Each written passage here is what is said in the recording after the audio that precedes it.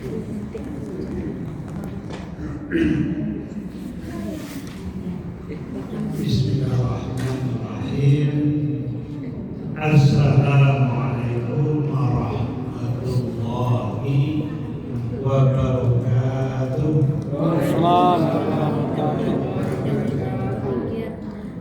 Alhamdulillahi rabbil alamin. Alladzi anzala as-sakinata fi qulubil mu'minin liyazdadu imanan ma'a imanihim. Asyhadu an la ilaha illallah wa asyhadu anna Muhammadar Rasulullah sallallahu alaihi wasallam. Bapak-bapak, Ibu, saudara-saudari dan anak kami yang berbahagia di malam yang berkah ini, sama-sama kita bersyukur kehadiran Allah Subhanahu wa taala yang telah memberikan kekuatan iman kepada kita agar kita menjadi bersemangat dan kuat mengisi kehidupan kita dengan kegiatan-kegiatan ibadah. Salawat dan salam kepada Nabi Muhammad Rasulullah sallallahu alaihi wasallam. Allahumma shalli ala Muhammad wa ala ali Muhammad. Beliau adalah suri tauladan bagi kita di dalam mengisi kehidupan ini agar kita menjadi manusia-manusia yang beruntung di atas dunia dan lebih beruntung lagi nanti di akhirat. Insyaallah. Adapun judul yang kita persiapkan pada malam hari ini untuk keseimbangan hablum minallah kita bicara tentang hablum minannas, yaitu tentang zikr, zakat, infak, sedekah dan wakaf. Karena memang keseimbangan itu sangat dituntut. Ibadah sholat kita hablum minallah, ibadah zikr kita itu untuk hablum minannas. Ada keseimbangan. Tidak boleh ada salah satu yang terlalaikan. Jadi makanya dikeluar kalau itu seimbang. Yang pertama zakat. Kalau zakat itu kewajiban yang sudah ditentukan, ada ukurannya, baik secara jumlah maupun secara waktu. Zakat itu juga terbagi dua. Ada zakat mal, ada zakat fitrah. Dua-duanya wajib dan punya ketentuan. Kalau zakat mal diperuntukkan kepada orang yang kaya sudah, seperti zakat perniagaan, itu haulnya 1 tahun, nisabnya 85 gram emas. Bapak-bapak ibu lah yang banyak punya emas yang bisa dihitungnya sekarang berapa 1 emas. Asalkan emasnya jangan emas Jawa aja lah, tak boleh dijual. Ya bagian emas Jawa jangan. Jadi itu masih berapa emas, ya kan? Lalu nisabnya 1 tahun. Kalau sudah cukup nisabnya, wajib sekarang tidak boleh tata. Makanya ayatnya tus min amwalihim shadaqatan tutahhiruhum wa tuzakkihim. Ambil, artinya boleh dipaksa mengambil. Makanya ambil zakat itu orang yang paham berapa jumlah harta kita dan kapan kita harus membayar zakat. Pada dasarnya ambil zakat itu harus paham. Kalau kita kan ambil zakat kita ada zakat, ini yang perlu diperbaiki dari masa ke masa, dari tahun ke tahun.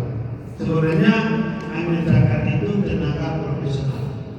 Jadi kalau sudah sampai nisabnya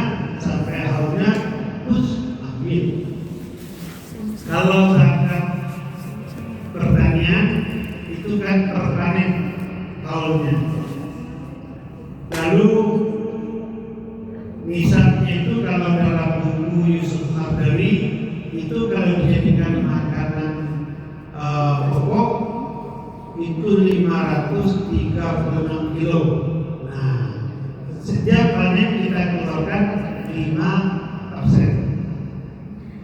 Kalau yang tidak diairi, kita punya tanah di hutan, lalu tumbuh sesuatu yang bermanfaat, ya kan, buah-buahan dan segala macam.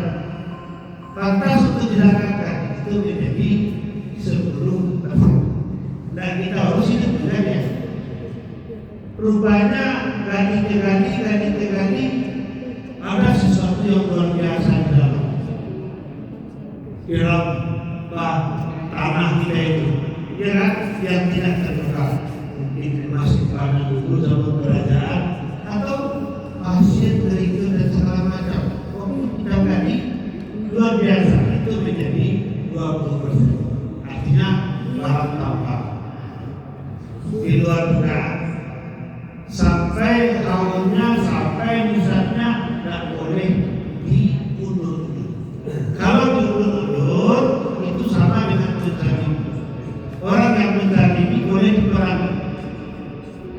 Boleh diperangi. Fa'in baghat ihdahuma 'ala al-ukhra wa qatil allati tabghi hatta tafi'a ila amrillah. Apabila ada yang aniaya golongan yang satu ke golongan yang lain, orang yang kaya tadi kepada asnaf yang berlapang, peranginya sampai dia kembali kepada kebenaran. Jadi memang nyaris di dalam Rasul akan diisolasi orang-orang yang tak benar. Bahkan Sayyidina Abu Bakar hampir akan membakar rumah orang-orang yang tidak benar. Kenapa? Hartanya orang dititipkan ke kita. Harta asnaf yang belakang itu dititipkan ke kita. Jadi cepat keluarkan. Jadi makanya azabnya sangat keras. Nanti kalau kita tahan-tahan, itulah yang menjadi bulan berpisah nanti di akhirat nanti mencari. Nah, zakat yang tertahan tadi. Dan apabila kita sudah berani mengerjakan, itulah diantara memancing cobaan-cobaan yang terjadi, diantaranya musim kemarau yang terjadi. Itu dia. Jadi makanya segerakan. Dan lagi, zakat itu bukan mengurangi harta. Arti dari zakat saja suci, mensucikan harta, mensucikan diri. Harta kalau tidak suci, dicampur berkah. Tidak ada ketenangan, tidak ada kebaikan, tidak ada rasa cukup, semangat ibadah hilang. Hati kalau tidak bersih, terhalang dengan kebenaran. Susah menerima kebenaran itu. Jadi makanya segerakan, ditahan-tahan saja tidak boleh. Karena ada antara jemaah kita kemarin yang bertanya, zakat saya dulu masih terutang Ustaz. Nah ini kan zalim ini, memanfaatkan harta asnaf yang belakang. Itulah kira-kira keterangan singkat. Jadi membersihkan. Dan zakat itu artinya apa?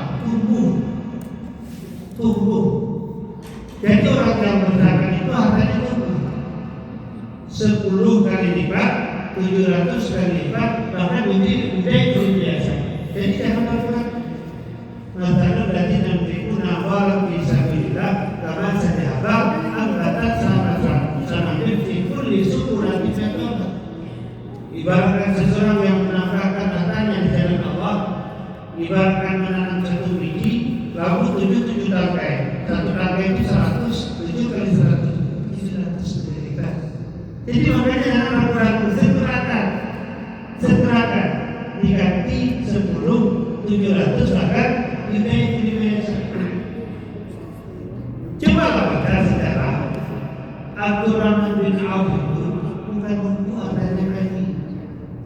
Ukur rata dibagi, itu yang bikin dia kaya. Karena dia wasit dia dibagi, itu murah. Dia dibagi, itu murah. Beliau berniat miskin, tidak bisa miskin. Ini ingin miskin beliau. Ya kan, habiskan terus. Tapi kan ada di Allah. Kita menafkahkan secara ikhlas itu mudah. Tapi dari zakat. Zakat itu artinya beres. Apa maksud beres itu? Membereskan urusan sesama. Akan datang suatu masa di mana orang miskin tidak butuh orang kaya. Dia tidak butuh harta orang kaya. Dia hanya butuh darah orang kaya. Dia merasa terhina. Kalau bahasa Minangnya ditaruh kita keju malah kilo. Ditagah kita keju malah kilo. Ini tagahnya rasanya tadi. Siapa yang enggak sakit? Lama-lama dia tidak butuh harta lagi. Sakit hati yang ada ditahan. Karena pernah ditulis oleh Profesor Bidang Studi dalam bukunya, jika masyarakat Indonesia mengeluarkan zakat, perbandingan antara orang miskin dengan kekayaan 8 banding 6. Tidak ada orang miskin. Tidak ada orang miskin di Indonesia. Ini terjadi seperti kalimat Umar bin Abdul Aziz. Kenapa ada orang miskin? Allati jama'a malau wa ahdadah.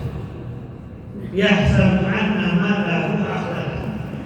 Orang kaya di Indonesia tidak banyak lagi, tapi kekayaan sekian ratus orang itu sama dengan kekayaan 200 juta. Orang kaya kan banyak, cuma sekian ratus itu sama kekayaannya dengan 200 juta orang. Nah itulah zalimnya. Tidak ada pemerataan dan keseimbangan. Nah, itu zakat. Yang kedua zakat fitrah. Zakat fitrah ini apa? Tu'matan lil masakin. Jangan campurkan dengan zakat mal. Memang untuk orang miskin. Kayakan mereka hari itu kata Rasul. Kalau sudah ada makan kita untuk satu hari wajib zakat fitrah itu. Jadi zakat fitri itu terlihat dalam dua untuk membersihkan. Kita kan berkata kotor, berkata yang tidak baik, bertingkah yang tidak baik, yang sifatnya kecil-kecil, itu kan mengikis urusan dosa kita.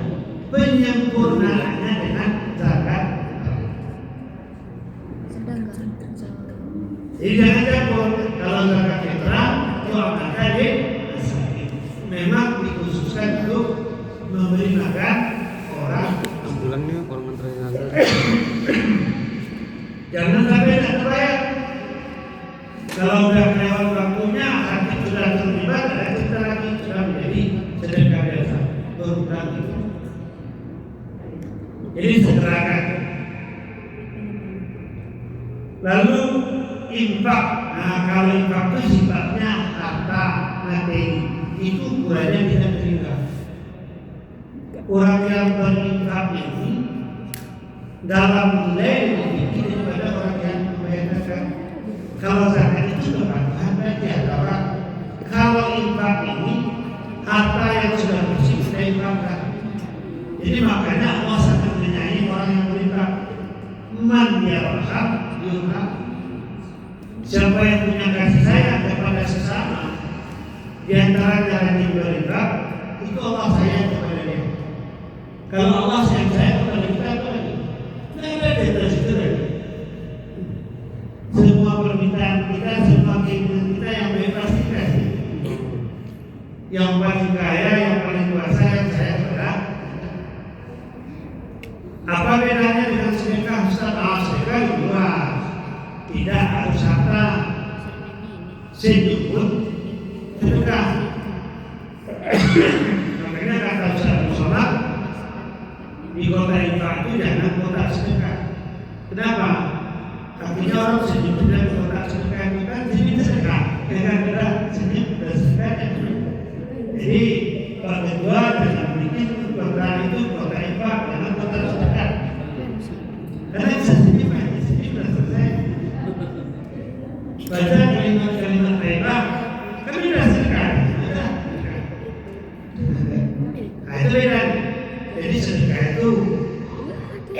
bisa dengan mencerahkan wajah, bisa dengan senyum, bisa dengan zikir. Perbuatan baik itu sedekah. Semua perbuatan baik itu bernilai sedekah. Tapi kalau infak khusus kata, jadi kuota infak kan kuota sedekah ya. Jadi udah sedekah udah ganti-gantian kita sedekah. Lalu wakaf itu sesuatu yang tetap. Mewakafkan tanah, mewakafkan sawit. Ini kan banyak sawit di sini. Gerakan sawitnya kan lalu diambil manfaat dan nilainya, dan itu tetap tidak boleh dirusak. Jadi pemberian atau infak kita yang berbentuk ketetapan yang tidak boleh ditaati, maka nilai manfaat itulah. Jadi makanya luar biasa bangkit. Cuma ada kesalahpahaman di tengah-tengah masyarakat, dia infak sesuatu kepada bangunan dan sebagainya atau masjid misalnya. Kalau memang sudah harus dirubah, yang nilainya itu tetap. Nah, kita kan sering berpikir, itu jadi tukar-tukar itu wakaf rumah. Nah, ini adalah ya kan? Laisa birra'an tuwaddu wujuhakum qibala al-masyriqi wal maghrib. Walakin al-birra man amana billahi wal yawmil akhir wal malaikati wal kitabi wan nabiyyin. Jadi yang dinilai itu sebenarnya bukan formalitas, termasuk masalah. Ini kan syariatnya. Tapi penilaian tanah kenapa? Karena akal melakukan. Ada nggak ada bedanya lagi, ada bentuknya lagi, tetap pahalanya sampai ke bawah. Nah, itu kan sering jadi perdebatan itu. Itu tonggak itu wakafnya siapa? Itu wakafnya siapa? Dia bilang akhirnya tidak merubah atau kan kita coba itu pemahaman yang harus diluruskan. Pada prinsipnya bukan materinya, bukan bentuknya, tapi nilai. Nilai itu Allah yang nilai. Kalau sudah sampai nilainya ke Allah, jangan ragu. Nah, kita kadang-kadang kan banyak berdali di sana, banyak berelak. Jadi, Bapak Ibu yang berbahagia, baik zakat, baik infak, baik sedekah, baik wakaf, itu sesuatu yang memang akan menyimpangkan kebahagiaan kita di depan Allah Subhanahu wa Ta'ala. Yang pasti rezeki kita bertambah, materi kita bertambah. Yang kedua, bala dijauhkan dari kita, telepon bala, akan terjadi musibah, akan terjadi bala, cobaan, disingkirkan, dijauhkan dari kita. Lalu menyangkut dengan kesehatan kita, ya kan, disembuhkan oleh Allah. Jauh maka bisa lekas. Makanya yang banyak agak rajin sedikit bersedekah. Kenapa? Karena ada sakit, yang sakit lutut, yang sakit pinggang, ya kan, di samping ikhtiarnya, maka dan itu memang kenyataan dan itu banyak terjadi. Orang-orang yang memang dengan sedekahnya itu terjadi hal yang dasar, hal yang luar biasa. Bahkan berapa banyak bisa kita baca orang yang sudah stadium 4 rupanya kehidupan sedekah ini luar biasa sekali. Dan yang pasti Allah berikan keberkahan kepada kita, Allah jauhkan kita dari siksa api. Nah, di kesempatan baik dan bulan baik ini biasanya orang sangat banyak, orang miskin sendiri bertambah-tambah orang miskin, ya kan, bertambah-tambah. Sementara usaha penghasilannya menurun. Mungkin yang agak aman sawit dan sedangkan yang agak aman sawit. Tapi memang dalam survei yang aman itu orang yang memang tadi sudah sawit, perkebunan, perikanan, artinya orang yang menanam itu relatif normal. Tapi kalau dunia bisnis itu sangat terasa sekali. itu kalau itu sekarang sampai 50%. Cuma kita yakin semuanya ada rezeki, setiap bagian ada rezeki, kerja keras ada rezeki, ketaatan dijamin oleh Allah, kebersamaan tambah rezeki dengan sedekah Allah lipatkan lagi. Jadi aku yakin, tidak perlu kita risau. Bedanya orang beriman dengan orang yang tidak beriman itu ketentraman batinnya karena ada Allah. Baik azabta fatawakal maksimalkan kemampuanmu lalu sadarkan diri kepada Allah Subhanahu wa taala. Semoga kita sempurnakan puasa kita dengan siswa zakat, infak, sedekah dan wakaf kita di kesempatan dan waktu yang baik. Banyak maaf apabila